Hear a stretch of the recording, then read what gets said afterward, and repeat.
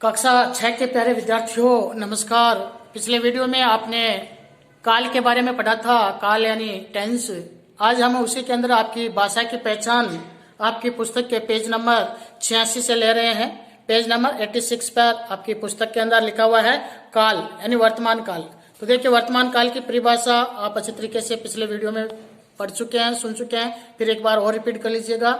वर्तमान काल क्रिया के जिस रूप से है उसके वर्तमान समय में होने का बोध हो उसे वर्तमान काल कहते हैं।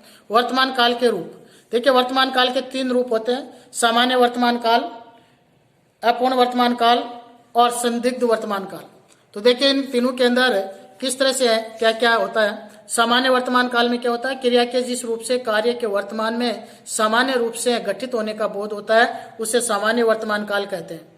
यानी सामान्य रूप से, जैसे पक्षी चहचहाते हैं यानी सामान्य सी क्रिया है। विजय पढ़ता है, बच्चे पार्क में खेलते हैं, तो यहाँ पर क्रिया सामान्य रूप से घटित हो रही है, इसलिए वर्तमान का ये सामान्य वर्तमान काल कहलाता है। फिर है अपूर्ण वर्तमान काल, यानी इसमें पूरा नहीं हो रहा है, कार्य चल रहा है, इसमें पूरा हो गया, खेलता है, इसके अंदर क्या अपूर्ण वर्तमान काल, क्रिया अभी चल रही है। क्रिया के जिस रूप से यह बोध हो कि कार्य अभी चल रहा है उसे अपूर्ण वर्तमान काल कहते हैं। कि उदाहरण के लिए, जैसे हलवाई मिठाई बना रहा है यानी अभी उसका काम जारी है, उसने खत्म नहीं किया है। इसी तरह से सोनिया चित्र बना रही है यानी उसका चित्र अभी कंप्लीट नहीं हुआ, चित्र बन रहा है। प्रकाश स्कूल जा रहा है यानी वो रास्ते में चल रहा है, अभी स्कूल पहुंचा नहीं है। तो इस तरह से जहां पर क्रिया संपूर्ण नहीं होती है, क्रिया चल रही होती है, वो होता है अपूर्ण वर्तमान काल। तीसरा देखिए, संदिग्ध वर्तमान काल, जहां संदेह होता है। क्रिया के जिस रूप से कार्य के वर्तमान काल में घटित होने में संदेह हो उसे संदिग्ध वर्तमान काल कहते हैं। कि जिस प्रकार से माँ बाजार से आती होगी, अब आती होगी कन्फर्म नहीं है, संदिग्ध है, आ रही होगी लेकिन अभी इसको हम क्लियर नहीं कह सकते। यहाँ क्रिया आती होगी से कार्य के वर्तमान समय में होने का बोध तो हो रहा है, पर कार्य अभी भी हो रहा है या नहीं इसका पता नहीं है। पिताजी घर आते होंगे, राकेश पाठ याद कर रहा होगा, वो घर जा रहा होगा। तो जहां पर इस तरह की संदेह परिस्थिति होती है वहां पर संदिग्ध वर्तमान काल होता है। अब देखिए, इसके अंदर अभ्यास प्रश्न के अंदर आपको करने आओ करें 8 के अंदर आपको राइट और रॉन्ग का निशान लगाना है, सही गलत का। काल के 2 भेद होते हैं तो ये गलत है, ये गलत है। काल का अर्थ समय है, ये सही है। वर्तमान काल के 3 भेद है, ये सही है।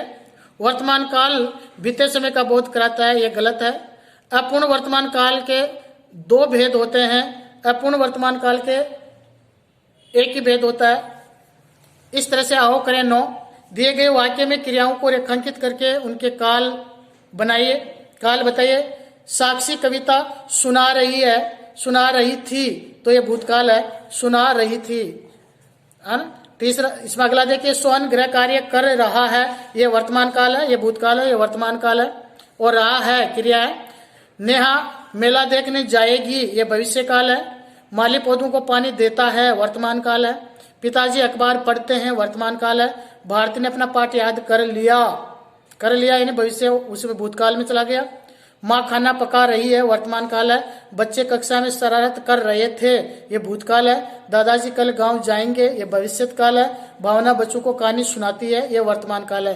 तो आज आप अभ्यास आओ करें 8 और आओ करें 9, ये आज आपको कॉपी में करने हैं। और वर्तमान काल के जो रूप है वो भी आपको कॉपी में ये लिखने हैं। आज के लिए इतना ही। अगले वीडियो में हम अगले टॉपिक पर बात करेंगे। तब तक के लिए नमस्कार।